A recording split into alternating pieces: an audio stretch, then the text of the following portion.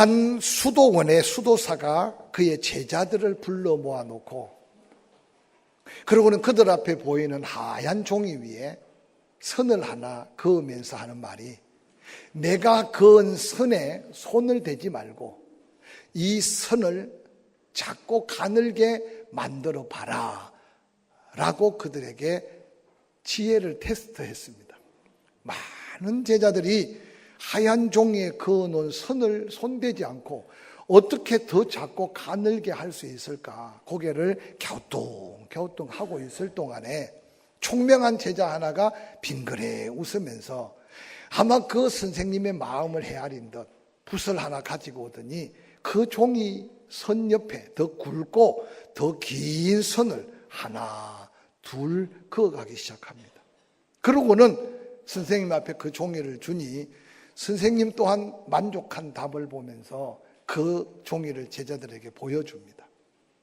조금 전 하얀 종이 위에 선생님이 그었던 선은 그 선밖에 보이지 않았는데 제자가 굵게 그은 긴 줄을 하나 둘 셋 그 옆에 그어 놓고 보니까 긴 줄 굵은 줄 때문에 선생님이 그었던 가는 줄은 더 가늘해 보이고 긴 두꺼운 줄 때문에 선생님이 그었던 줄은 더 짧아 보였어요.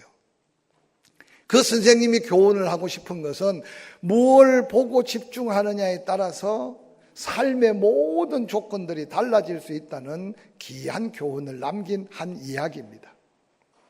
여러분 앞에 크고 작은 문제들이 선생님이 그어놓은 줄처럼 여러분 앞에 흔적으로 남아있을 거예요. 그것만 뚫어지게 바라보면 어느 날 내 마음속에 근심, 걱정으로 가득 채워질 겁니다.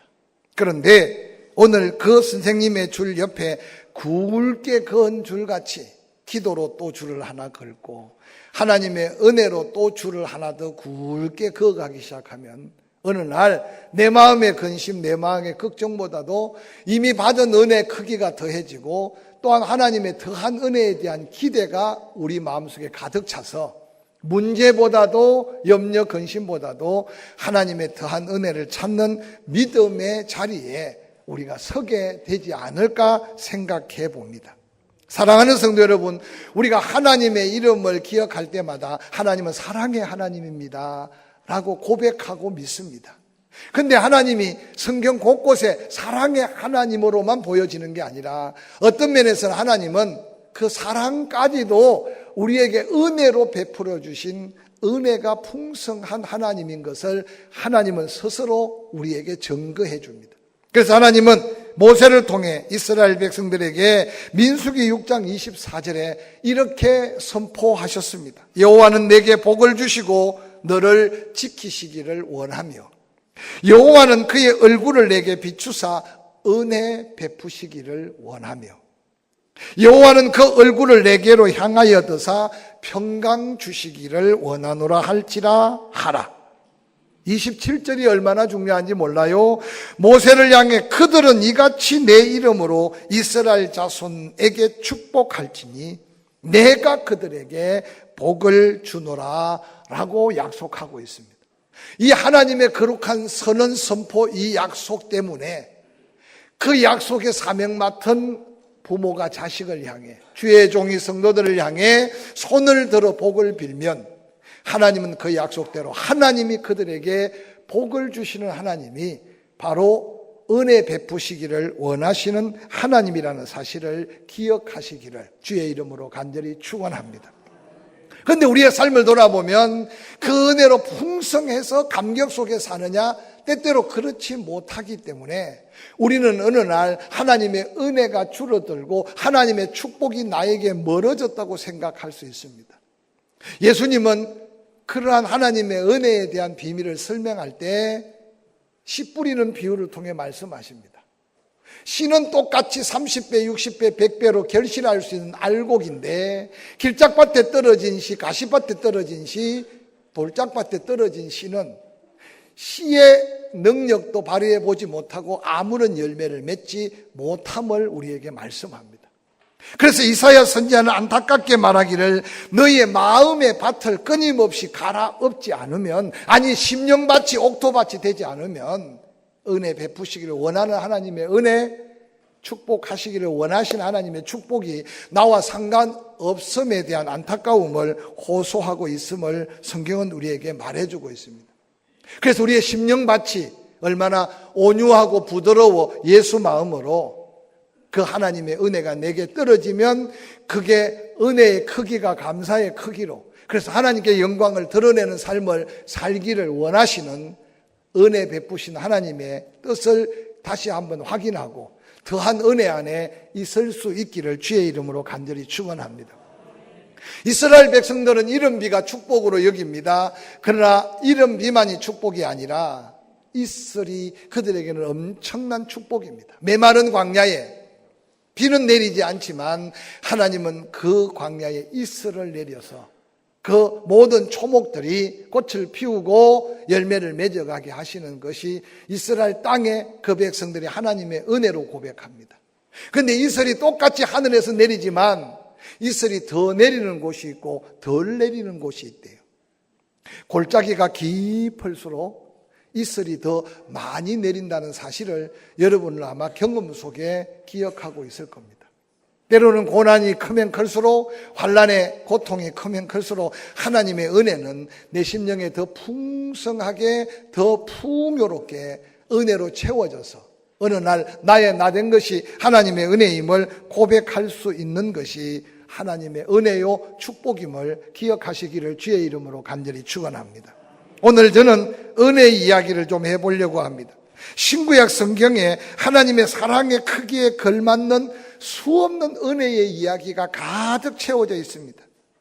그런데 여러분, 은혜 중에 더한 은혜가 있다는 사실을 기억할진데, 받은 은혜를 감사함으로 더한 은혜를 기대하고 사모하며 소원을 갖고 구해서 은혜 주시기를 원하시는 하나님의 은혜 안에 풍성한 은혜를 누릴 수 있기를 주의 이름으로 간절히 축원합니다.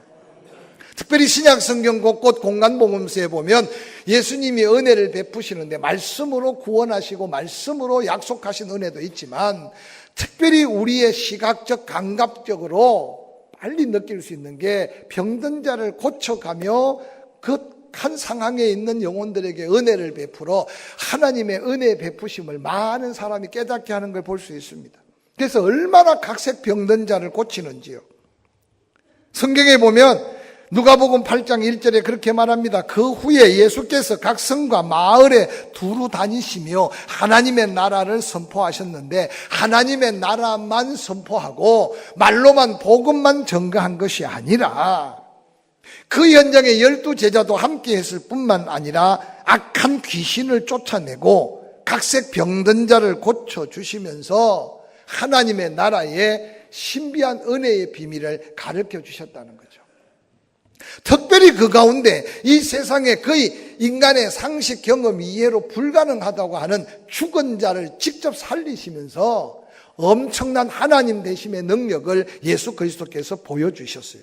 특별히 예수 그리스도께서 죽은 자를 살린 경우를 복음서에 3번 전가하고 있는데, 오늘 우리들이 함께 읽었던 야이로의 딸 죽었던 소녀를 살리는 하나님의 기적 뿐만 아니라 죽은 자를 장례 치르기 위하여 장례 행렬을 가로막고 과부의 아들 하나밖에 없는 그 청년을 살리면서 하나님의 놀라운 구원의 역사를 보여주셨고, 특별히 예수님을 뜨겁게 사랑했던 마리아와 마르다 그 오라비 나사로는 죽어서 이미 장례 치르고 썩어서 냄새나는 그 무덤가에 가서 부활의 능력이 되신 예수님, 내 부활, 너희 부활을 증거하듯이 나사로야 나오라고 하는 명령 앞에 나사로가 살아난 기적은 아마 그 시절뿐만 아니라 오늘 우리가 말씀을 묵상해도 얼마나 큰 감격과 감동이 되는 줄 모릅니다.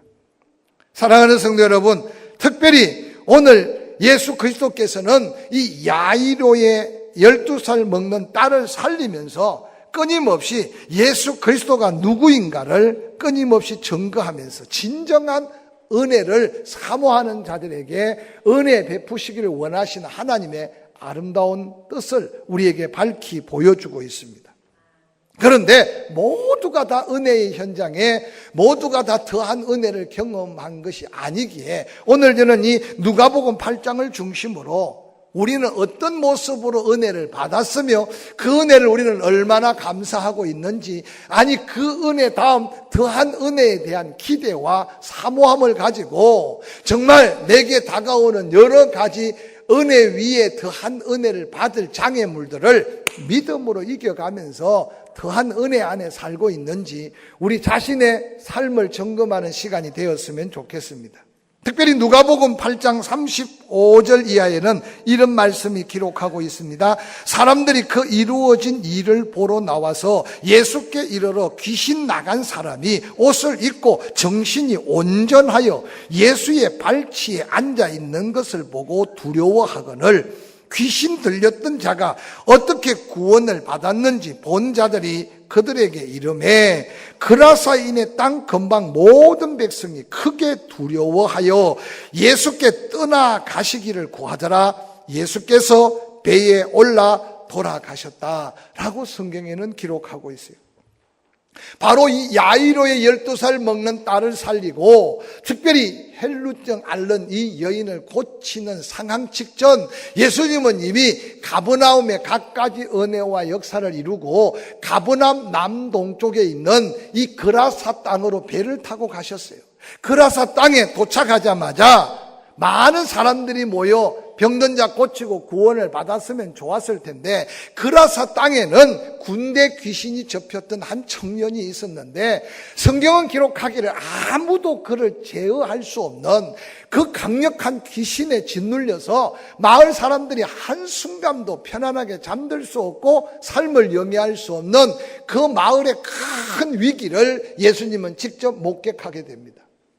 그래서 그 마을의 문제가 되는 군대 귀신 집힌 그 청년에게 귀신을 내어 쫓으니 그 귀신이 예수님께 간절히 부탁하기를 들에 치는 돼지떼에게 보내달라 하여 그 엄청난 돼지떼들이 갈릴리 바다에 몰살해서 죽고 말았습니다. 이 엄청난 소문을 듣고 이 그라사 주변의 많은 사람들이 그곳으로 몰려들기를 시작한 거죠. 아니 가보니까 예수님이 계시고 그 발치에 그들이 그렇게 제어할 수 없는 두려움의 대상 그 귀신 군대 귀신 잡힌 청년이 옷을 입고 겸손히 무릎 꿇고 앉아서 예수님의 말씀을 듣는 모습을 보게 되었다고 성경에 기록합니다. 그 모습을 보고 동네 사람들이 두려워했다 그렇게 표현하고 있어요. 그런데 문제는 그들이 그 두려움의 대상이 되는 귀신 들린 자를 내쫓은 예수님을 찬양하고 하나님께 영광을 돌렸으면 얼마나 좋겠어요. 오늘 누가복음 8장 37절에 그라사인의 땅 근방 모든 백성이 크게 두려워했는데 이 두려움은 경외하며 경배하며 하나님의 영광을 두려워한 게 아니라 더 많은 손해가 일어나지 않을까. 군대 귀신 들린 청년이 낫고 안 낫고는 두 번째 문제고 그 땅에서 입은 엄청난 물질적 피해에 아마 그들은 두려움을 느꼈던 것 같아. 그래서 예수 그리스도께 감사는커녕 예수님을 떠나기를 구하였다라고 하는데 너무 고급스럽고 편안한 말이고 아마 군중들이 예수를 쫓아내지 않았을까 생각합니다. 그래서 예수님은 그 그라사 땅의 부둣가에서 배를 타고 다시 왔던 가브나움으로 지금 가고 계신 모습이 성경에 소개되고 있어요. 저는 같은 본문에 기록된 동일한 하나님의 은혜요, 동일한 하나님의 역사 속에 이 어리석은 그라사인의 사람들의 모습이 오늘 현대 교회 안에 믿는 성도들 안에 은혜를 받았으면서도 그 은혜의 감사를 잃어버리고 도리어 세상적 가치관이나 인간적 생각으로 하나님께 영광을 돌리기는커녕 더 세상 속으로 빠져들어가는 어리석은 인생들은 없을까 생각해 봅니다. 하루는 돼지가 자기 집 울타리에 있는 암소에게 이런 푸념을 털어놓습니다. 암소야, 너도 알다시피 내가 사람들에게 얼마나 잘해주니? 사람들은 내 고기로 햄과 베이컨, 삼겹살을 만들어 먹고 내 창자까지 빼서 순대까지 만들어 먹고 심지어는 내 발도 그냥 버리기 아까워서 족발로 만들어 맛있게 먹지 않니? 근데 왜 사람들은 나보다 너를 더 좋아하니? 그때 암소가 빙그리 웃으면서 말합니다. 너는 죽으면서만 좋은 일을 하고 살았을 때는 네 배만 채우려고 퍼먹지 않았냐? 근데 나는 사람들을 위해 살아있으면서 열심히 일해주고 맛있는 우유도 내고 죽어서도 내 몸 전체를 사람들에게 주니까 아마 사람들은 너보다 나를 더 좋아하는 것 같아 라고 말한 짤막한 이야기를 제가 보면서 우리의 삶 속에요, 은혜를 받았으면서도 어떤 사람은 불평하고 원망하는 사람이 있는가 하면 어떤 사람은 정말 그 은혜의 가치를 깨닫고 감격 속에 살아가는 사람들도 있음을 기억하면서 이제 십자가를 묵상하고 주님 오셔서 고난당하시고 죽으심으로 내가 하나님의 자녀되고 천국 백성 될 뿐만 아니라 주 안에만 있으면 딴 근심이 없는 주의 평안을 누리고 산다면 과연 우리는 어떤 은혜 안에 은혜의 크기를 감사의 크기로 바꿔 가야 할지, 은혜 위에 더한 은혜가 무엇인지를 다시 한번 깨달아 사는 저와 여러분이 될 수 있기를 주의 이름으로 간절히 축원합니다. 뭐 우리 가운데는 이런 분이 없으니까 그냥 한번 웃고 넘어가려고 하는데, 돈 모으기만 애를 쓰고 쓸 줄 모르는 수전노가, 또 그런 사람들은 돈을 잘 벌어요. 어디로 보고 이야기해야 될지 모르겠는데, 그러니까 돈을 벌면 버는 대로 금덩이를 만들어서 어디다 숨길까 고민하다가 좀 어색한 담장 밑에다가 금덩이를 숨겨놨어. 자나깨나 그 금덩이 마음이 가죠. 그러고는 또 돈이 생기면 또 금덩이를 만들어서 숨겨놨는데, 하루는 아침에 나가보니까 세상의 도둑놈이 그 금덩이를 다 파가고 거기다가 몹쓸 돌덩이를 걷다가 대신 넣어놓은 거예요. 여러분, 평생 그거 모으는 재미로 살았는데 대성통곡을 하고 단식을 하면서 울고불고 하니까 옆집에 사는 아저씨가 나와보니 과간이 아니야. 옆집에 사는 아저씨한테도 비밀이어서, 왜냐, 그 사람도 도둑놈 될까 봐. 이야기를 들어보니 딱하기 그지없어. 그래서 옆집 아저씨가 위로한다는 말이 제가 참 재미있더라고요. 이보게, 할 짓 못하고 쓸 것 안 쓰고 금덩이를 그렇게 땅에 묻어놓은 당신, 그 금덩이나 돌덩이나 뭐 다를 게 있냐? 그냥 그 돌덩이가 금덩이라 생각하고 그렇게 살아. 그렇게 위로했대요. 웃어야 될지 울어야 될지. 지금 오늘날 이 세상을 사는 사람들이요, 주어진 시간, 주어진 은사, 주어진 물질, 나에게 주어진 특별한 재능과 축복이 하나님께로 받은 은혜라면 파묻어 놓아서는 아니 된다는 사실을 성경은 우리에게 말씀하시잖아요. 성경에는 한 달란트 파묻어 놓은 사람만 이야기하는데, 오늘 이 지구촌에, 아니 이 자리에 안에서도 여러분에게 주어진 시간과 은사, 재능, 삶의 수없는 축복들을 혹이라도 묻어두고 있는 사람은 없는지 자신을 한번 살펴보시길 바랍니다. 더한 은혜는 그 가치를 알고 그 가치를 통해 감사하고 그 가치를 통해 감사한다는 것은 나누고 섬겨 베풀 때 더한 은혜가 임한다는 사실을 잊지 않으시기를 주의 이름으로 간절히 축원합니다. 그런데 오늘 본문 누가복음 8장 40절은 너무나 대조적인 이야기로 시작합니다. 예수께서 돌아오셨다. 여기 돌아오셨다는 배를 타고 돌아가셨다. 그라사 땅에서 배를 타고 이제 동북 서북쪽이 되는 가브나움 항구 옆에 있는 아마 막달라 항구로 예수님이 돌아오신 거예요. 여러분, 지금도 갈릴리 호숫가를 서면요, 그 호숫가에 일어나는 일들을 까마득하게 한눈에 보여. 그래서 그라사 지역으로 배를 타고 예수님이 가브나움에서 가실 때 아마 은혜 받은 사람들이 왜 계속 우리와 머물러 있지 않고, 때로는 다른 복음서에 보면 더 머물러 있기를 간구하는데도 예수님은 배를 타고 가시잖아. 그 가신 예수님을 바라보고 내가 볼 때 계속 그 그라사 땅을 사모하는 사람들이 보고 있었던 것 같아. 그런데 가시자마자 얼마 안 돼서 다시 예수님이 그 배를 타고 오는 걸 보고 성경에 뭐라 그랬어요? 무리가 환영한다, 돌아오시는 걸 보고, 그러고 다 기다리고 있었다. 성경에는 그렇게 기록하고 있어요. 이미 예수님께서는 12의 헬루증 앓는 여인을 고치기 전에, 야이로의 딸을 살리기 전에 이미 가브나움 주변 동네에 은혜를 베풀었어요.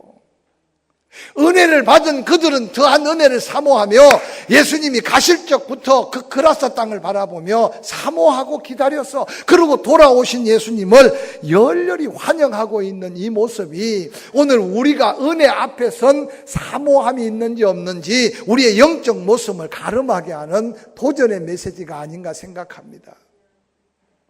오늘 현대교회가요, 이런 사모함을 잃어버린 성도들을 어쩔 수 없어서 예배당 하나를 지어놓고 1부, 2부, 3부, 4부, 5부 그냥 예배를 드리고 오신 분들은 어떤 믿음으로 드리는지를 모르겠지만 헌금을 하니까 헌금하는 사람은 적고 헌금하는 사람은 많고 쓰는 사람은 적으니까 오늘 현대교회가 돈으로 다 한다 그러면 좀 어폐가 있지만요, 돈으로 다 주방 봉사도 세상 믿지 않는 사람 돈으로, 청소도 청소하는 업체한테 돈으로, 운전도 세상에 운전수 불러다가 우리는 예배드리고 운전하는 사람은 운전하고. 저는 오늘날 이런 심각한 상황 앞에 우리 자신을 한번 놓고 살펴보는 기회가 되었으면 좋겠어요.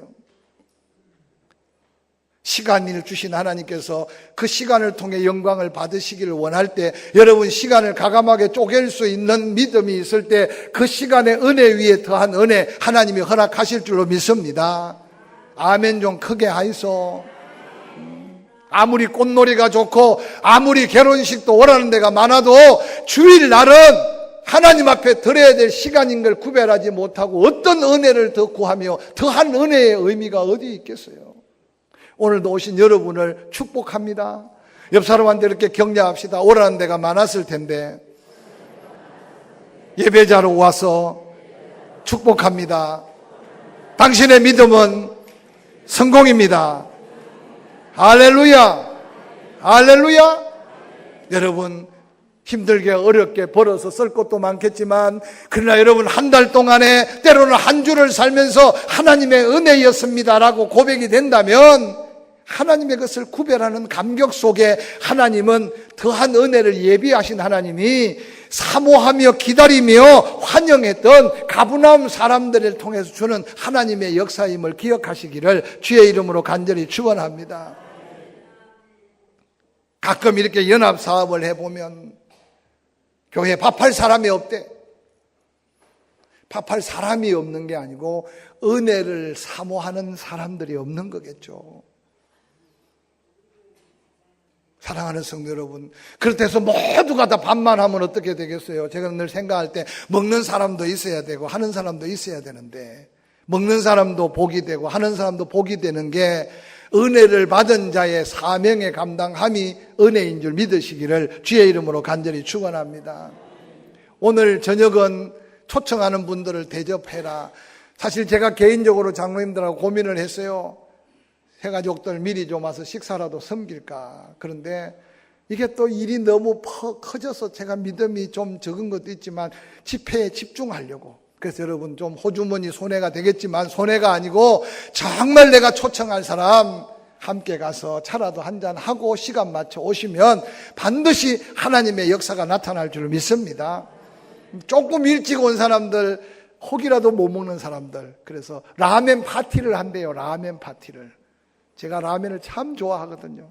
어떻든 이런 일이 있고 저런 일이 있을지라도 여러분도 오늘 여기 가버나움 사람들 예수님이 돌아오시는 그 모습을 바라보고 무리가 환영하고 다 기다리고 있었던 이 아름다운 은혜 사모함이 우리 포항침례교회 은혜 위에 더한 은혜를 누릴 믿음의 모습들이 될 수 있기를 주의 이름으로 간절히 축원합니다.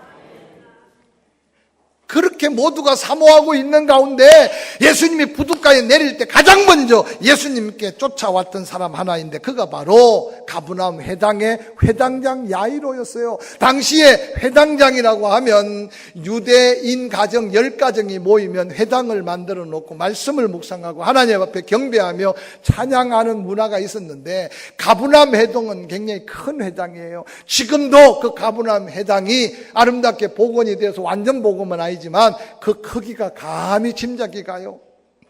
뿐만 아니라 그 회당장 야이로는 주변 많은 사람에게 상당히 존경을 받는 사람이야. 그런데 예수 그리스도가 오시자마자 제일 먼저 예수님 앞에 나아가 그러고는 예수 발 앞에 엎드려 자기 집에 오셔서 자기 12살 먹는 외동딸 병들어 죽어가고 있는데 고쳐달라는 간절한 간구를 지금 예수님께 하고 있어요. 예수님 또한 가버나움 동네에 올 때마다 그 회당장의 도움을 받았던 연고로 곧장 회당장의 요청을 받고 지금 야이로의 집으로 가고 있는 모습을 성경에는 기록하고 있어요. 한참 길을 가는데 한 여인이 예수님의 옷자락에 손을 만진 12의 혈루증 앓는 여인의 이야기를 많이 듣지 않았습니까? 예수님이 갑자기 가던 길을 멈췄어요. 그러고 말합니다. 내 몸에서 능력이 빠져나갔다. 베드로는 분명스럽게 말합니다. 이렇게 사람들이 밀려와서 밀고 밀치는데 아니 옷에 손을 댔다는 말이 무슨 말씀입니까? 근데 그때 군중들 사이에 바리한 여인이 두려움에 떨리는 모습으로 예수님 앞에 나타났어요. 그리고 그 많은 사람 앞에 간증하는 거에 이게 바로 간증이에요.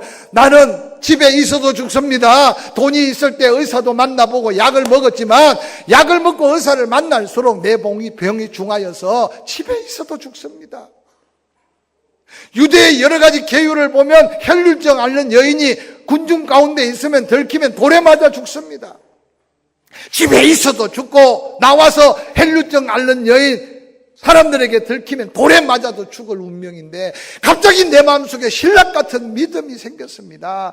예수님 소문을 들으면 들을수록 내 마음에 예수님의 옷자락만 만져도 낫겠다는 믿음이 생겨서 내가 믿음으로 나왔습니다. 옷자락을 만졌더니 지금 나았습니다. 할렐루야. 저는 우리 교회 이런 간증들이 전도하는 곳에 계속 되기를 주의 이름으로 간절히 축원합니다. 할렐루야. 예수님이 얼마나 그 여인의 고백이 모여든 많은 사람에게 감동이고 특별히 예수님은 지금 야이로 회당장 야이로의 믿음을 키우기를 원하셨던 마음이 있었어요.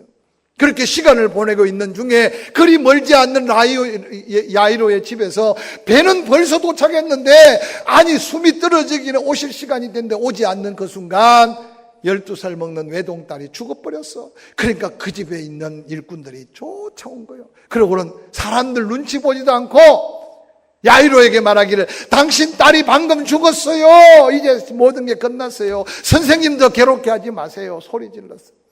여러분 12의 혈류증 앓는 여인 이미 죽을 병에 들어서 그 여인의 죽음을 애통할 사람 누구 있겠어. 그러나 야이로의 12살 먹는 딸의 죽음은 모두에게 가슴 아픈 고통이고 상처 아니겠어요? 성경은 뭐라고 말합니까? 예수님이 그들의 소리 지르는 그 소리를 야이로만 들은 게 아니라 예수님도 들었어요. 그리고 예수님이 뭐라고 말씀하십니까? 성경에 보니까 예수님은 아직 말씀하실 때 회당장의 집에서 사람이 와서 말하는 그 말을 듣자마자 예수님께서 그 야이로에게 예수님이 들으셨다 이르되 두려워하지 말고 믿기만 해라. 저는 이 말씀을 묵상하다가요 절망의 소리를 야이로만 들은 게 아니라 그 야이로가 가슴 철썩 좌절 절망 모든 걸 포기할 수밖에 없는 위기의 소리, 사람의 소리, 세상의 말 그 말을 듣고 누가 믿음을 가질 수 있겠어요? 근데 그 말을 들으신 예수님이 그 말이 야이로에게 들리자마자 예수님은 또한 야이로에게 두려워하지 말아라. 믿기만 해라. 할렐루야. 저는 이 말씀을 묵상하는 중에요 우리 귀에 어떤 말이 들리냐에 따라서 우리가 은혜 위에 더한 은혜를 누리느냐 좌절하고 포기하고 절망하고 낙심하느냐 영적 기로에 설 수 있다는 사실을 한번 말씀 속에서 우리 자신을 발견해 보실 수 있기를 주의 이름으로 간절히 축원합니다. 방금 당신 딸이 죽었어요. 예수님도 죽은 자는 못 살려요. 당신 믿음도 귀하지만 끝났어요.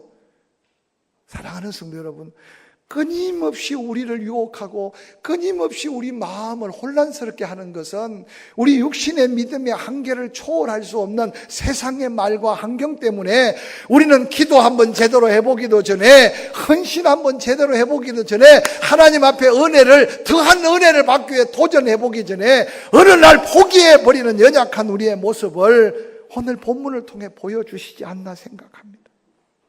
예수께서 들으시자마자 야이로에게 들려온 말씀은 달랐어요. 두려워하지 말고 믿기만 해라.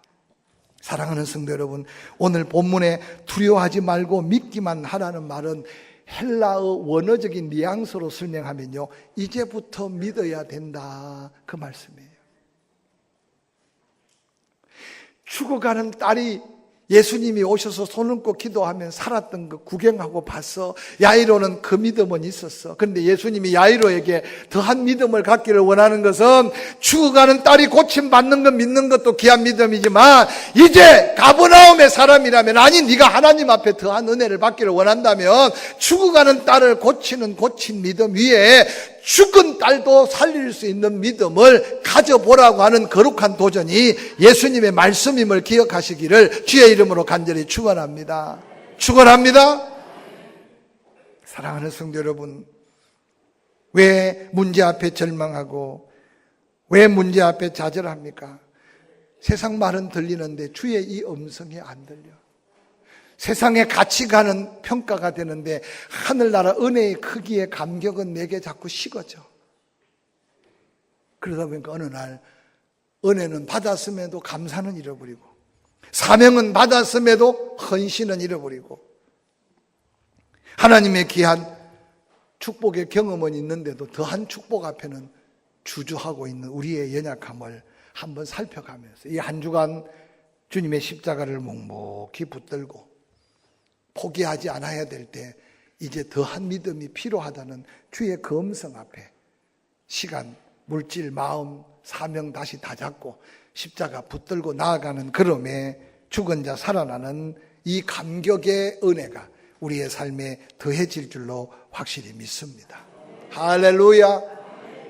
여러분, 야이로를 추스리고 데려가 보니 집안 곳곳에 울음꾼들의 통곡하는 소리가 가득해요. 예수님 뭐라고 말합니까? 울지 마라. 울지 마라. 죽은 게 아닌데 단다. 근데 본문에 재미있는 건요, 죽은 걸 알기 때문에 비웃었다라고 기록하고 있어요. 오늘 여러분 교회 안에 은혜 받지 못하면 나도 모르게 내가 알고 있는 상식, 내가 경험한 경험 때문에 하나님 앞에 도리어 기적을 장애하는 방해꾼이 될 수 있다는 거예요.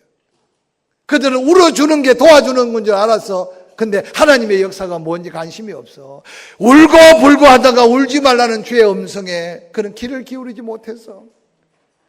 그래서 주님은 그들의 울음을 그치게 하려고 죽은 게 아니고 잔다. 근데 성경에 재미있게 기록해놨어요. 죽은 줄 알았기 때문에 예수님 말씀을 비웃더라고 말씀해요.